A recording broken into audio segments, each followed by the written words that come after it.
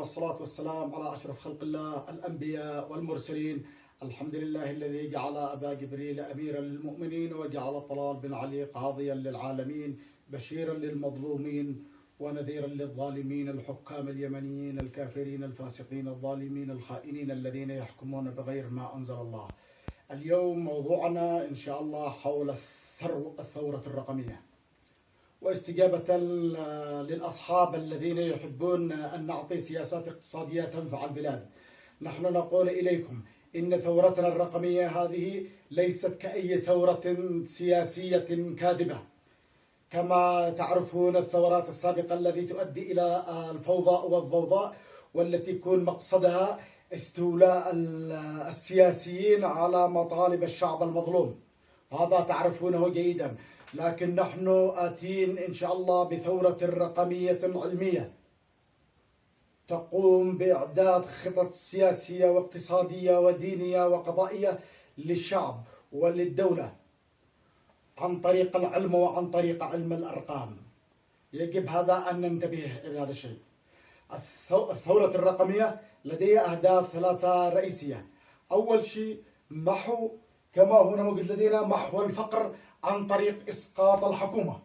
الثورة الاقتصادية لا تتحقق اقتصاد إلا بإسقاط الحكومات الفاسدة الفاسقة التي لا تعرف من اقتصاد البلاد ودراسة اقتصاد البلد أي شيء، وبالتالي إسقاط الحكومات اليمنية التي تحكم بالهوى وبدون حكم العلم سنسقطها مهما أشاءوا أم أبوا، لكي نمحي الفقر، لأن محو الفقر هو السبب الرئيسي.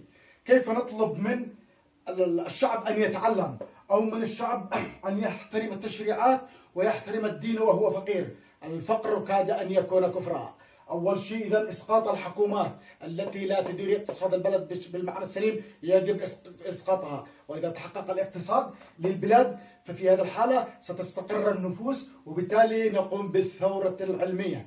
ثورة علمية لتطوير العلم ومحو الجهل وفتح أبواب المدارس والجامعات والكليات والمعاهد وتأهيل المدربين والمدرسين والمعلمين وتوفير وسائل العلم من مواقع إلكترونية وكتب وغيرها للمتعلمين. ثم بعد ذلك سوف نقوم عندما يتحقق العلم ومحو الفقر، في هذه الحالة سوف نعلم الناس بالدين، وبالتالي هنا سنقوم كذلك من هدفنا إسقاط المحاكم التي تحكم بغير ما أنزل الله، التي تحكم بالجهل، التي تحكم بالقرشين، التي تحكم للظالمين. وبالتالي لا سنسقطهم مهما كان. الحكام اليمنيين القضاة والمسؤولين اليمنيين لا مجال لهم. ثورة مهما كانت شئت أم أبيت.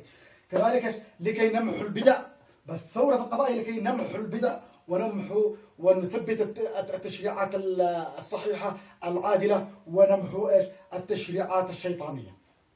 هذا من الأهداف التي موجود لنا. وإن كنتم لا تتفقون مع هذه الأهداف فإن خطابنا محدد كذلك للأشخاص الذين لا يبلغوا سن التكليف، الذين لا يبلغوا سن التكليف من السن التشريعي. الذين لا يبلغوا سن التكليف فهم في حاجة إلى اقتصاد يحقق لهم المأكل والمشرب والمسكن بشكل سليم، وكذلك يحقق لهم التعليم ويعلمهم. ليس مطالبين عندنا لا بصلاة ولا بصوم ولا بزكاة ولا بعبادات ولا بأي شيء ولا بأي تكليفات أخرى. قاصر غير مميز. نحن خطابنا الرئيسي الأول لبناء الجيل القديم الذي يحتاج إلى اقتصاد وثورة. لا تدخلون في متاهة الدين ولا شيء. متاهة الدين هذا للكبار المكلفين، وبالتالي بالنسبة لكم سنسقط القضاء والمحاكمة التي تحكم بالكفر ثم نحقق الدين. إذا أول شيء اليوم إن شاء الله بالثورة الاقتصادية، وهذا نداء إلى حكومة المؤمنين. سأعطيكم لحل مشكلة اقتصادية لإصلاح البلاد. من الناحية الاقتصادية التي تواجه مشكلة الحكومة بالنسبة للشعب هي ما هي السلع الضرورية الذي يجب على الحكومة أن توفرها للشعب، وما هي سعرها المناسب للشعب، وكم الكمية المناسبة. لأن الحكومة أحيانا تستطيع تسعر لكن لا تستطيع تملك الكمية المناسبة. كيف تعملها؟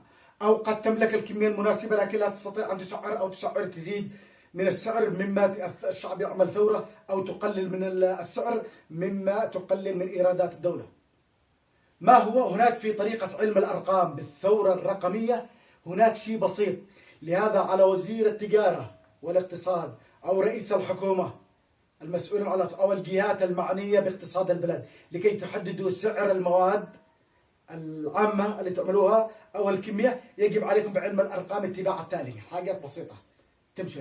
أول شيء يجب على المعنيين الذهاب إلى وزارة الإحصاء والتخطيط، عندهم هنا كافة المعلومات من حيث أسعار السلع وكمية السلع التي تستهلك وكمية السلع التي ينتجها المنتجون، وكذلك الأسعار الذي يرغب بها المستهلكون للشعب اليمني والأسعار الذي يرغب بها المنتجون.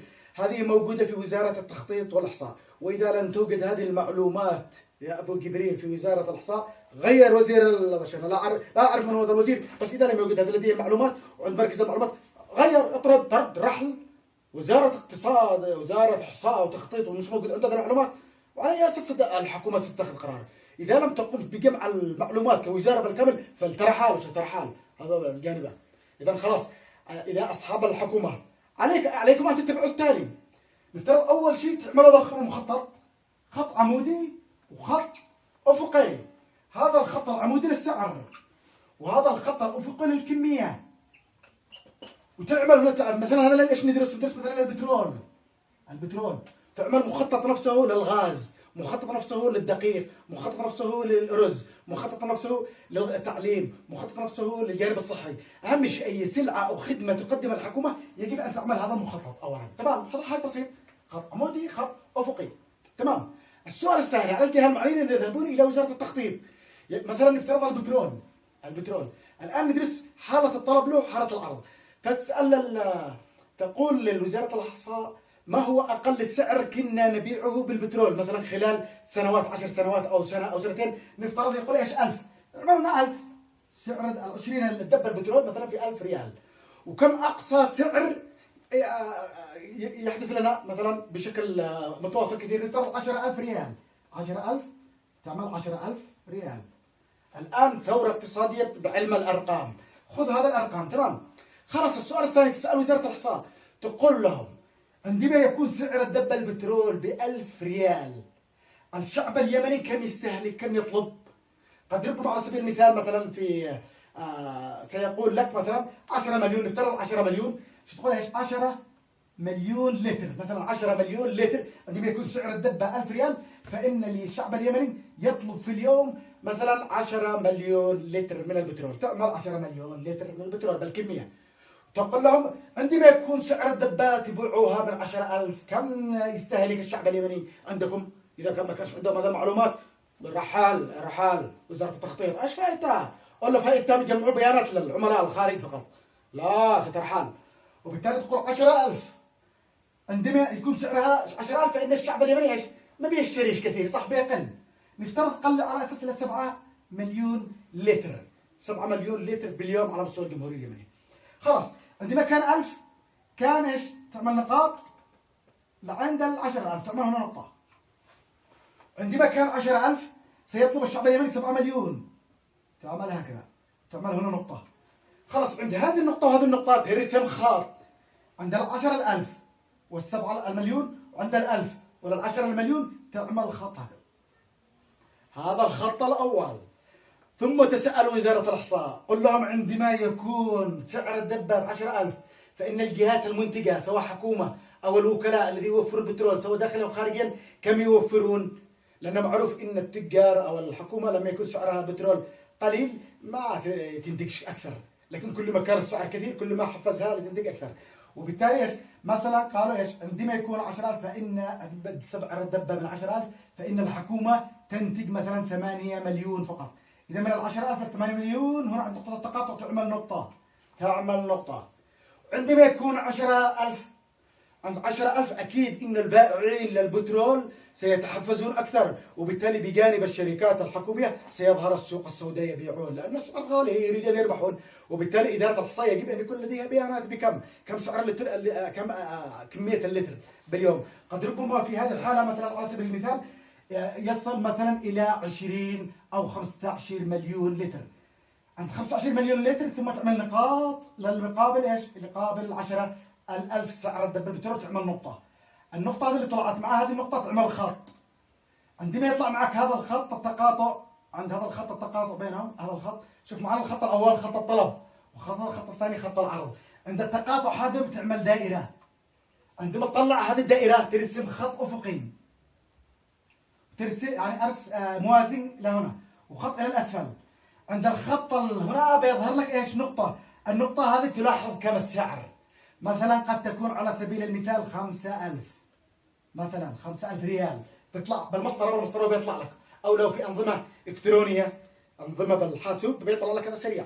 وهنا في الأسفل شوف طلعت مثلا النقطة ما بين ايش؟ ما بين 8 مليون وال10 مليون، تعمل ايش؟ يعني كأنها 9 مليون.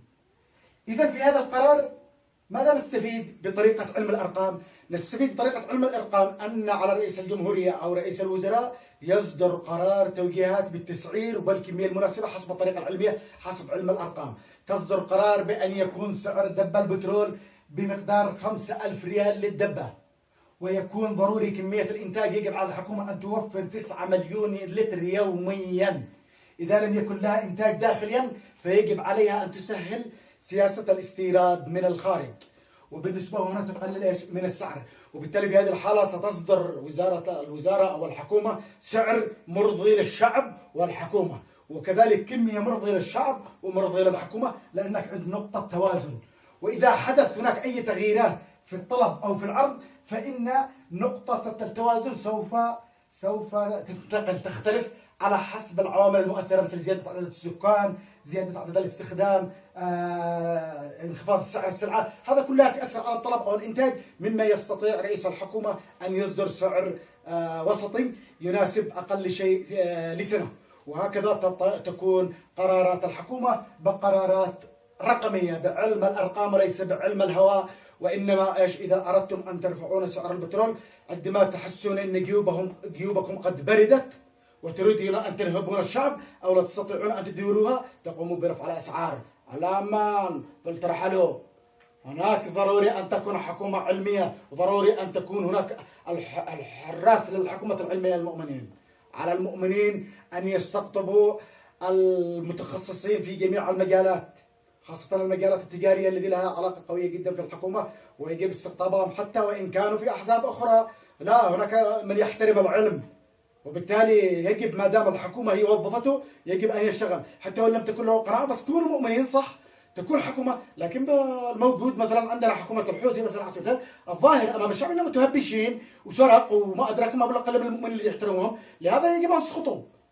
هذا يجب عليكم.